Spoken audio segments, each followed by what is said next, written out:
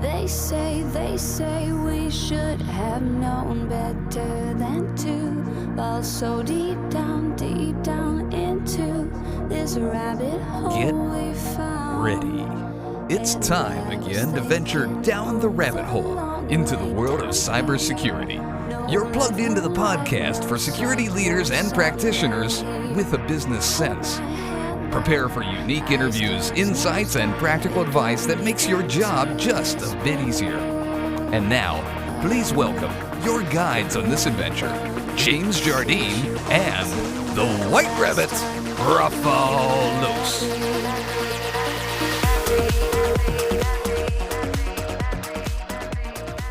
All right. Good morning, good afternoon, and good evening. Welcome down the Security Rabbit Hole to yet another edition of the Down the Security Rabbit Hole podcast. Y'all can't see this, but there's somebody waving at you if you're watching the video. That'll get published soon. Thanks for joining us, guys. I'll introduce my guests in just a second, but wanted to say thanks for listening. We're coming up on 500 quickly. And we're gonna pilot this crazy idea. I've seen a lot of you join in on these LinkedIn Live sessions, and they're kind of neat.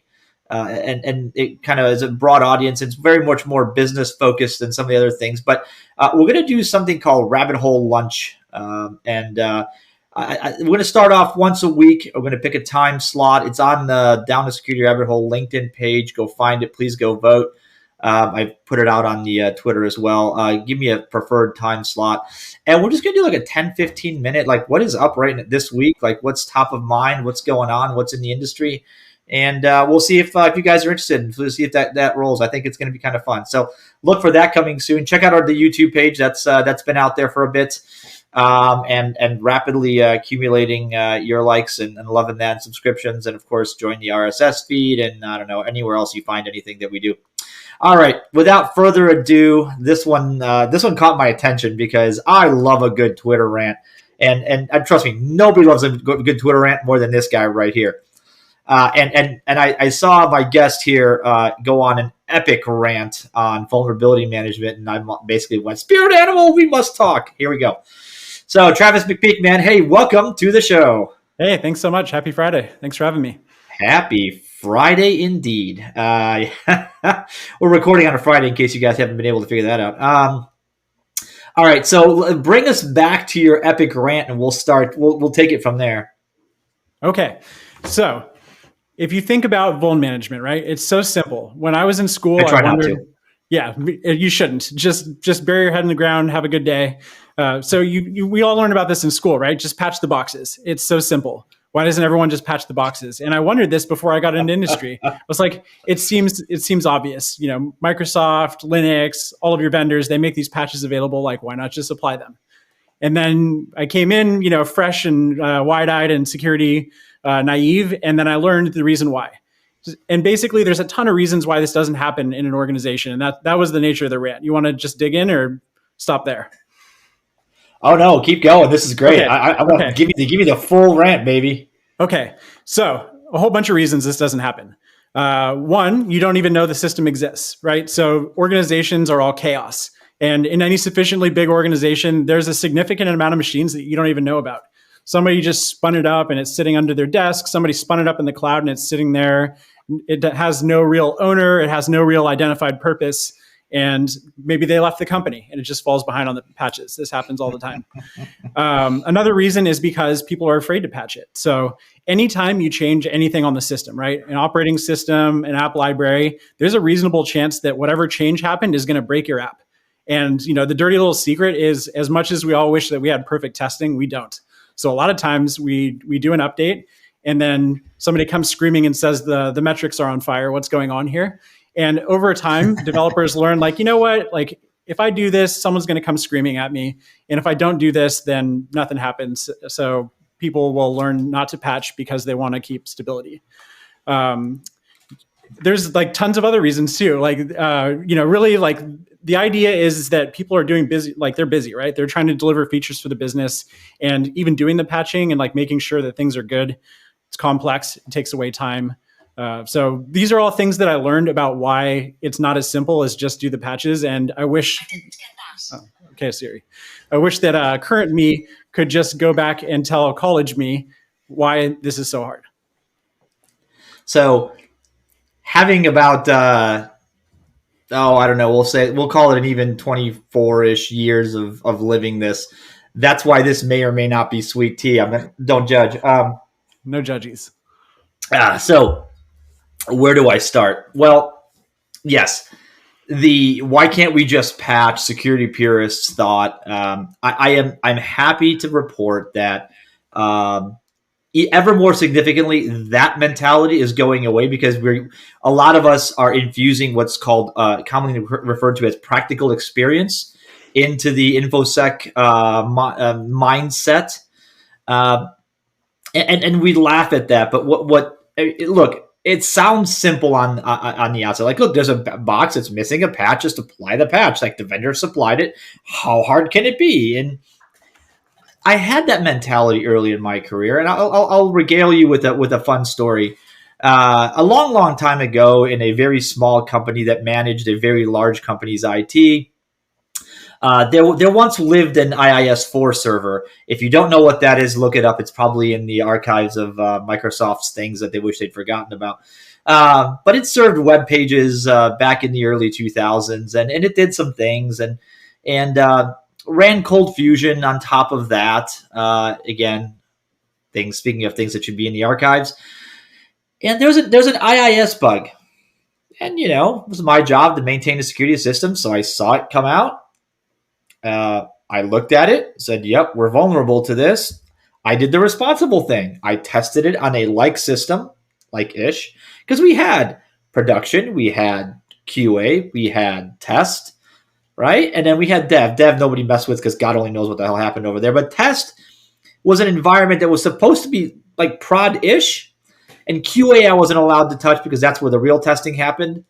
Come to think of it, that was probably a bad thing, but let's move on.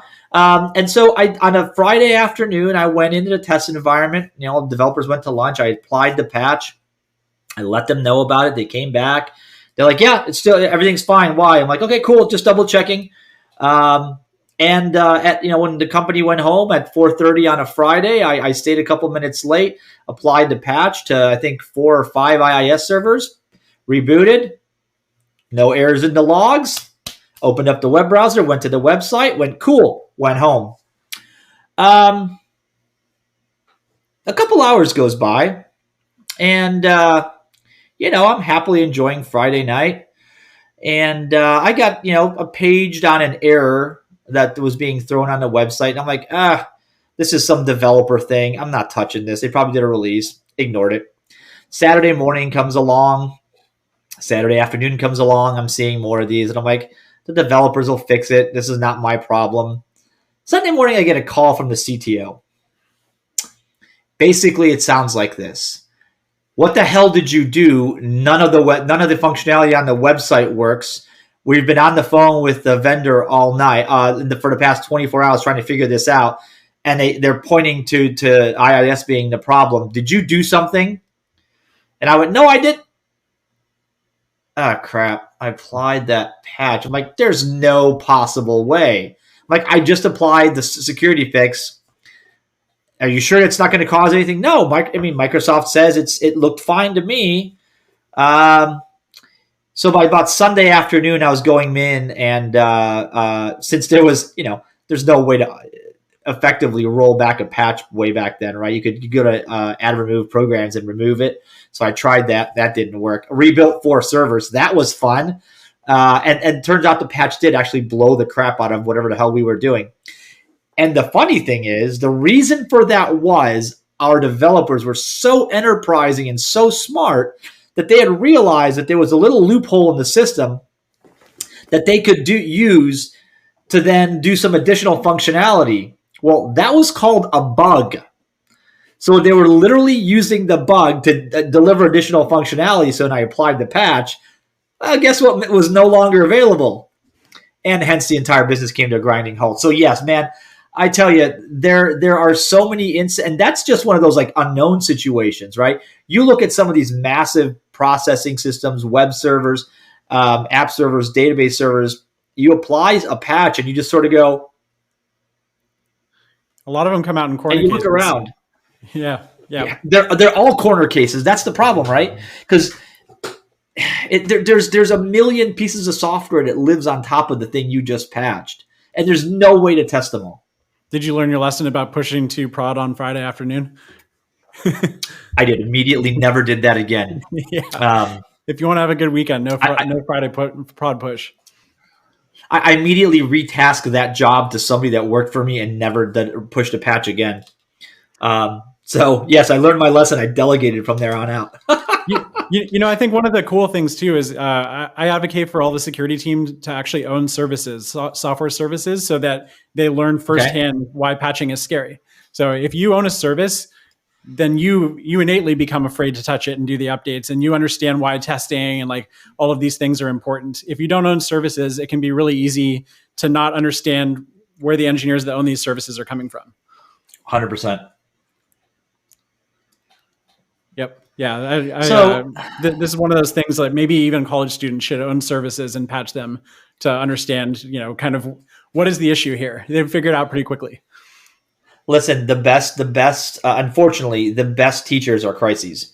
Current world situation notwithstanding, sometimes the best teacher is that critical moment where you've broken something so badly that you never thought would break so badly. And you go, I did not apply critical thinking to this in the manner that it should have because I made too many assumptions. And you know what happens when you assume. So, all right. So look, we've got. If you don't mind, I love that topic. So, we should encourage people to learn from their mistakes like this. Actually, my previous role at Netflix, one of my great colleagues, Dave Hahn, actually had a pin that he would go and personally hand to you if you take down prod. And we had this really nice, blameless follow-up. What did it say? I took down prod. Nice. I think it had like a dumpster fire icon on it. It was pretty cool. It was a cool pin. Wow. Oh man. If somebody can get a picture of that pin, I want to see that. That'd be awesome. Yeah. Yeah. Good learning opportunity. I mean, the whole organization can learn about these things. So one of the cool things that we did was another colleague, Lauren, if you had some kind of prod takedown, he would say, hey, would you be interested in writing basically about what you learned? And the way that we did this was like a story. So it would say, what did you observe first? Like a timeline, who got looped in when, what factors made it easier to debug the incident? What factors made it harder? And then we would circulate these with all of engineering so that folks could learn from somebody else's pain. The thing is one of the things I used to spend a tremendous amount of time on when I was in an operational role was looking through knowledge base articles and Googling or searching. I guess Alta Vista was still a thing at the time, and Yahoo search was still a thing. I think it's still a thing. You just dated yourself. Yeah, that's okay. People know I'm ancient. Listen, I'm 2400 baud modem old. Okay. Like you get a call in the middle of your download and you lose it old. That's right. Good old days. Yes, that's yeah. And yeah, that's, you got to turn off call. You learned the lesson, turn off call waiting. And then your parents get really upset with you because that one uncle that only calls once. Yeah. Anyway. No, but like you'd look up, you'd search knowledge base articles and forums for people going, I did this and everything broke. And you sort of go, whoa, not doing that. But you know what that's developed? That is developed across, like it started in IT as a lesson learned. I'm never doing that again. But it's developed across all of IT, and in fact, it's leaked. It's gotten into the user space. I know this because whenever a new Mac, I'm on Mac these days. Whenever a new Mac update comes out, a major rev comes out, right? Catalina, Big Sur, whatever the hell we're on now. Or whatever's next, right? It comes out, and most people that I know are basically of the mindset, I'm going to wait about 1.1 release and seeing how many things break before I do anything, right? So that hesitancy to jump into the patch, but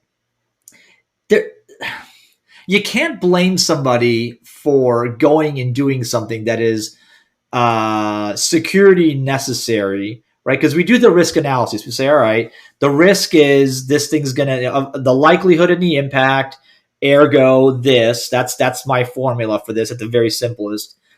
What we didn't, and maybe more people do now, but we didn't take into account previously, because there's not really a good formula for it, was, what is the likelihood of this thing just completely borking what I'm doing and like everything shutting down and me getting fired as a result, right? I will go a step further than that and say we shouldn't be trying to avoid issues with software. We should make the systems that are going to let us know really early when there's a problem, and the staging environments and all of that. And yeah, let's definitely not fire people for doing updates or things like that in software, right? We want to use that to learn as an organization. We shouldn't be afraid to touch it because we don't want to get fired. Well, this is how I know you come from Netflix, because that was the mantra you guys developed over there that I wish would proliferate more of IT, frankly. The concept of anti-fragile and resilience and all that. A huge fan. And I feel like it hasn't caught on enough, maybe. It should have. Nothing. Do you remember? I don't know. Maybe you've never had this experience because you seem to have worked in modern companies. But I've worked in e-com and other places where there were 2 times a year where everything was frozen. Like, you could not apply a patch, you could not make a change to the system, you could not push code unless it was impacting the ability to transact or do business. Right. So we were and worked at a company that issued credit cards and processed. And so Thanksgiving to New Year, you are not pushing patches, I promise you. Like, there's a small window in between there, but over the Thanksgiving holiday, right, into Cyber Monday and Black Friday and whatever, Orange Wednesday and Pink Thursday or whatever it was, and then like the time around Christmas shopping, all that, like the platforms were frozen. And that created this incredible fragility in the system because people were afraid to breathe around it, which meant what, right? The inevitable. There would be something that somebody says, oh crap, something's not working, we have to do this. And everybody would hold their breath. They'd apply the patch or they'd apply the fix and it would break everything. And nobody knew what happened. Yep. Every time.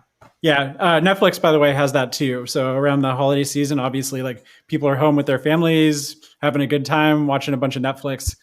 So the guidance was, don't do things that are, don't do like new feature development, basically only maintenance things. And, it's peak streaming. Also, people are less available, right? Like, the engineers and other people that support it are themselves less available. So last thing you want is something goes down and then like the 4 people that you need to fix it are all unreachable on their cells. Oops. Yeah. That sucks. That's always comfortable. So, all right. We've clearly identified the problem. Like, we know it exists. There's a mentality shift that has to allow people to, and again, some of this is already happening, but a couple of things are needed. We allow things to fail because sometimes they will, and we can't test every scenario. And then we have to figure out a way to factor in the, if I do this, what will possibly break into the risk formula, right? Because that's the hard part these days. What else is missing from this? Because you had a couple of excellent points. What am I still missing? Yeah, so a couple of pieces. Let's not make risk decisions about should we patch or not. I think we should all just assume, hey, we're going to patch, and we have to build the systems that make it safe to do that.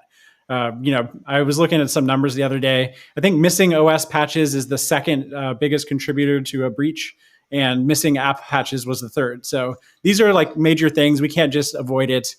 So we need to build whatever processes in place to make this successful. So what does this look like? We want to know quickly in a low stakes way if there's problems with it. So you have a staging environment that actually matches your prod environment. A lot of times there's a staging environment, it's totally different than prod. So you're not actually using it the way that it's supposed to. That's one. Obviously, metrics and alerts, so that if there's any kind of deviation from normal, somebody gets looped in to take a look at it. Maybe you've heard of pets and cattle. We definitely want less pets. So we don't want this special box that we're all afraid to touch because it's got all this config and updates or whatever. We want cattle. The cattle looks sick. swap it out, bring in a new cattle. We want to move to that, and then standardize as much as possible. So, one of the cool things that Netflix had was a base image that everything is built on top of. And you can put a whole bunch of nice bells and whistles in there. So base image like automatically enrolls you in inventory. Base image has all of these nice metrics and telemetry built into it. It makes it much easier. And then you build the processes to just deploy off of new base regularly. And then it becomes less scary to do it. So the first point, production, staging environments that look remarkably identical to production. The historical argument against that was, that is so expensive and so difficult, right? You have to buy the exact same hardware, you have to buy licenses and blah, blah, blah. And I get it. Way back then, that was a valid argument. Let's face it, right? It was a valid argument that counterbalanced risk. Today, maybe not so much, because you're looking at creating if you're using public cloud, creating a copy of your environment, right? Changing your CFT to change IP addresses and system names and some of that, and putting it in another availability zone, and creating an exact copy of it. Not so difficult as it once was, and definitely not as expensive. So does that argument fall away now? I think so, yeah. And then really we can focus our time on getting developers to do it. So, if we circulate the value of having staging and prod match each other, so you can, this isn't just security, this is everybody. But there's a ton of value here in getting people to buy in, and then tools that show when we have deviations. So I won't say the person's name because I don't know if he wants me to out him, but he started as a cloud security leader at a company. And one of the first things he did wasn't cloud security. It was like just these kind of eng best practices, getting the accounts set up, getting, copies, stage and prod. So I think there's a lot of work here that benefits everybody. Yeah.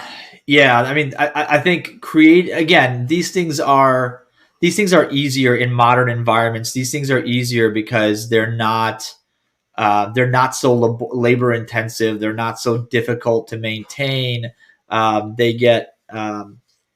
They can more readily be done, right? You can copy an entire production environment in potentially seconds or minutes, at worst hours, not days or weeks, right? And so the other thing I think that's different, and again, you guys at Netflix over there pioneered a lot of this, is I think you alluded to this. You said in smaller chunks, right?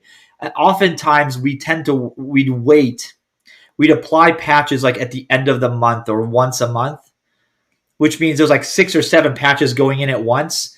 And sometimes there were these like unknown dependencies in them, right? That they didn't quite, if you do this OS patch before this app patch, things go kablooey. If you do it the other way, you're okay, right? Or these two patches are simply incompatible with each other, or like doing them, God forbid, doing them all at once and then rebooting creates all crazy kind of, driver stompy nuttiness or config stompy nuttiness. So being able to say, I've got a patch today, let me apply that. I've got 2 more coming tomorrow. Let's do those sequentially, right? So, but that requires a different approach than we've been taking over the years. Totally. Agreed? Yeah. So, I think, unfreeze it. Don't make it such a big deal. Make it something that happens multiple times a day. And, rather than having everything pinned and then you do this giant upgrade at once, and then it's hard to tell what broke, do the upgrades as they come out. So, this app library by itself has a patch. Automatically update, deploy it to staging, see if there's problems. Okay, looks good, promote it to prod. You just keep doing this over and over. And then when there's a problem, it's very clear to everybody what caused the problem. Unless it's one of these edge case things, and then you go dig into it. But most aren't going to be that. Most is like, I updated this library and now my app doesn't work the way that it used to. Yeah, because that function's now gone. Like, oh, well, I guess I know what the problem was. As opposed to I applied that a new patch to the app library and 17 other things, and God only knows what broke it. Like, rolling back all those things sucks, and it's time intensive, and it's always security's fault. This kind of brings me to this interesting question. I've kicked this around a bit, and I think I know what the answer is. I know what the answer is supposed to be. But when we started talking about the big push to cloud compute, right? Again, Netflix is an example, was an early leader in this. There was a lot of talk about, and I think I still have the slide somewhere from an event I attended. There was a there's a lot of talk around we're never going to have to patch again, production systems ever again. We're just going to patch stage, make sure that it runs right, turn the traffic from prod to stage. Stage gets promoted to prod. Prod gets moved over. If nothing breaks, prod goes away, and then we create a new copy of stage that's now called prod, and now we work on that new old, a copy of that. Right? Is that happening? And again, is that the way? So it's a little different than that. It's not like stage is a carbon copy of prod, and then the whole environment gets moved over because, at least at Netflix, we were talking about microservices. So, think hundreds or thousands of services, and they're all updating independently. So the way it would work is service would do an update that would go into staging. It would test alongside all of its peers in the staging environment. And then if it looks good, then it gets promoted to prod. And then this is happening, maybe several times a day, independently of each other, where all services have different release cycles. But general idea is correct. But so that requires a ton of communication and coordination between groups that run these microservices, because you're going to change the way an API functions. You're going to change a library a parameter you pass, a library you use, so, and then there's dependencies between the code and the operating system, and then the messaging between them and all that. Is that has that matured as well? Has that brought us to where you think we need to be? Yeah, definitely. So with microservices, we're talking about interfaces, right? I don't really care about the underlying changes in your microservice as long as what you're presenting me works the way that it used to. And then when you're going to change the interface, then it needs to be like a versioned campaign rollout. So like old way the interface worked was V1, new way is V2. You ask people to migrate over time, and then that way that they have time to make sure that the way that you've changed isn't breaking them. Fair enough. All right. So where do we stand today, and then how do we get forward? Because I feel like this is a conversation you and I could have in 6 months, 6 years. And I don't know that anything's necessarily going to change generationally if something big doesn't change. We've got vuln management platforms. We've got SIMs. We've got scanners. I can't tell you how many of those things are effective, because a lot of the people I talk to are still on spreadsheets. And God help you if you're still on a spreadsheet. Seek professional help, please. This is not a drill. That is not a way to manage vulnerabilities. But it's like delegating and chasing people down and prioritizing is not a trivial task. That's hard. Yep. Yeah, totally. So there's a whole bunch of different ways to skin this cat.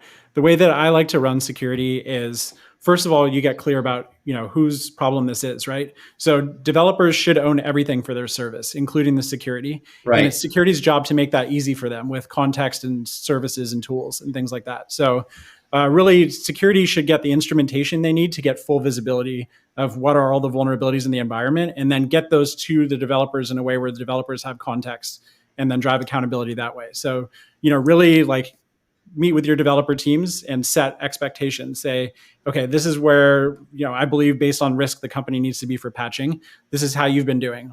This is the number of vulns. This is how quickly they're getting remediated. This is the age of your oldest vuln. These are nice metrics. And, this should be like a positive growth thing together. This isn't like go and, hit people over the head with numbers, because like I said, security should own services. They should know that this is hard. This is like, let's work together and get the company in a better spot. So I want to finish off on this notion of the vulnerability management lifecycle, because this is not talked about enough. And when I bring it up, half the time I get eye roll, half the time I get, no, we do that. I think this is not the droid that people are looking for, or at least, it's not the one that they're getting. But when I look at vulnerability management lifecycle, I think about the way you do three things with vulnerability. You remediate it, and then you give it a priority, 1, 2, 3, right? Right now, really soon, or at some point. Okay, so that's remediate. There's the defer, which is like, we can't do this today, but give me 10, 15, 20, 30 days, right? And then there's the never going to get fixed because this is going to break stuff and I can't get around it. Now, we hope everything goes into that the top category. We know that's not the case. We hope that secondarily that we can squeeze, most in the top and some in that we'll get to it shortly phase. That's not the case. But the reality is it distributes somewhere between all three of those. Here's the problem. I can track the remediate category based on SLA to the business, right? P1, P2, P3. Because I can see I assigned it to Travis on Friday at 1:25 p.m. It is now 15 days. Our SLA is 14 days. Like, dude, what are you doing? Right? Yep. Fair enough.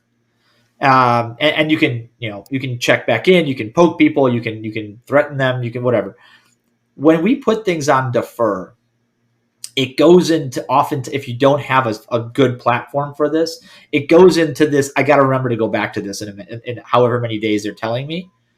And that never happens. Right. Or it rarely happens because there's no mechanism for it, right? Especially like if you've got 10 vulns and one of those you're going to go back to, you might remember that in 30 days. Might. If you've got 10,000 and 30 of them, you have to go back in 30, 60, 90, 120 days, whatever. Now, here's the crazy one. That last one that you accept, right? Somebody says, we're going to accept this risk. And let's pretend it's a company officer so that you have somebody who you can point at and go, I tried to get us to do it. I provided all the correct information. The business at large made a decision with my information in it. And we went, okay, we'll see what happens, right? And then when somebody says, well, it's the intern's fault, you go, so you signed this that said, no, you want to do this. It's okay. Like, we're not going to blame the intern. That last one never happens. And so I think that last one's very important to root cause analysis down the road and for breach response and lessons learned and all that. But again, never happens. And that second category, though, right? Yep. What's your take on all this? Because that's kind of a lot out of my head. Give me your take on life cycle and does it match mine? Yeah, it does. It broadly matches yours. I like your category. So this, I think, in security, the unsung heroes are like actually the sung heroes, like the ones that, really make this stuff better are TPMs. TPMs, the way that they organize things so that we have the right visibility and metrics. I have an amazing TPM on my team named Michelle. And what she's done is she said, okay, how is the full life cycle of these going to work? How are we going to get the tracking that's consistent and the visibility? So, in your first category, great. Like, developers are on top of things. Awesome. In the second category, we snooze. We say, okay, you said like 2 months or whatever, right? So we're going to snooze this for 2 months. It's going to go away. It's not going to like clog up our visibility. It'll come back at the right time and then we can revisit it. So this is not just, it goes into the void. It's going to come back at the right time. And the third one's as well, through something central like Jira, you put a tag on it, you say, risk accepted or whatever. And then from time to time, you can go review what you've done for these and you do like a root cause analysis, actually see the amount of risk that you have on the books. So I think tagging and like labeling these things well and getting them into a filterable state is really useful. So here's a gotcha for you. On that snooze button, I'm with you. And the tendency is to just like put it off. You're off the pile for 30 days, 90 days, whatever it is, unless circumstances around that vulnerability change. We snoozed it because there was no exploit publicly available. It was not currently being passed around in an auto-rooting worm. So we said, okay, medium risk, I'll give you the 60 days. If suddenly there is we hear about a exploit in the wild rapidly circulating, you have to go through your pile, or it has to come back to you and go, excuse me, I'm now higher priority because somebody's exploiting me. Like, you need to get this done. And that's the problem with that snooze button. If it's not implemented in a way that's traceable, trackable, you said Jira, which is magic to me, because that means that you're going to be able to tag it. Yeah, and if that tag pops, you're like, oh, no. Now, but you have to do it in an automated fashion because we all know there's not 10 vulnerabilities in your environment. There's 10,000 or more if you're in a real big company, God help you. And that's the issue too, right? So I think it's more than just the snooze button. I think there's a contextual, like it's got to come right back in your face just as soon as something prompts it to. That's right. Yeah, we had at Netflix, we had an internal program built on top of Sneak, and Sneak does give you that field where it will show, oh, this is being exploited in the wild. And so the internal triage can use that new visibility and say, escalate, these are important again, or they've become more important. At my current role at Databricks, we're building the same thing. Databricks itself is actually a pretty good platform for doing this kind of automation. So ideally, we shouldn't have to all pay attention to Twitter to see what's going on with active exploits. So, with a nice feed that gives you that visibility, you don't have to remember to do something. Yeah, and listen, that I accept it, make it go away. Again, the tendency from my personal experience was that was the only action needed. If we're accepting this risk, that's it. We're just going to make it go away. But the gentleman I worked for as a CISO at the time quickly clobbered me over the head with that. No, that's unacceptable. What are your mitigating controls that are going to make this acceptable to be accepted, right? Like, what makes this okay to sit there? Right. Yeah. I mean, maybe it is a ticking time bomb. Yeah. I mean, so there's infinite amount of stuff we can do in security, right? Like ideally, like everything's patched and we have no security tech debt and all of that kind of stuff. We know that's not the case. So we're going to have to do prioritization. And yeah, maybe sometimes we look at something and we say, this is low, like, low or even less than low based on its position in the environment. Like it's not realistically, it's not going to come to the level where we're going to fix it. So risk accepted, but risk accepted isn't this like wand that the CISO or whatever like waves over the problem and makes it go away. This is a calculation we're making where, hey, like this is actually not low risk, is actually low risk for us, or it's mitigated by architecture stuff. So yeah, all right, Travis, we're out of time. It's been a pleasure having you, man. This is keep ranting on this. This is an important point. I feel like with all the tools and all the knowledge out there, it's threat and vulnerability management programmatically is still low on the priority because there's I've implemented EDR, I'll be fine. Or hopefully this has gone away, but no, we have a firewall, right? That one. Or it's inside the perimeter, or my vendor takes care of that, or I don't have the time, or whatever.